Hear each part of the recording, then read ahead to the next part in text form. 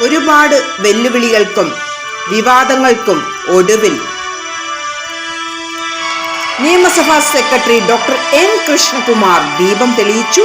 ഒപ്പം മുൻ മന്ത്രി വി സുരേന്ദ്രപിള്ള അവർകൾ, ബിഗ് ബോസ് താരം നാദിറ മെഹറിൻ, സിനിമ പിന്നണി ഗായകൻ പന്തളം ബാലൻ അവർകൾ, ഒപ്പം doctor APJ Abdul Kalam foundation trust president Tharalakshmi എന്നിവരും പങ്കുചേർന്നു. സോഷ്യൽ മീഡിയ വൈറൽ താരം അലൻ ജോസ് പെരേര ദീപം തെളിയിക്കുകയും പിന്നീട് മാവേലി വേഷത്തിൽ ജനങ്ങളെ സന്തോഷിപ്പിക്കുകയും ചെയ്തു. പിന്നീട് ഓണപ്പുടവ, ഓണക്കിറ്റ് വിതരണം എന്നിവയും നടന്നു.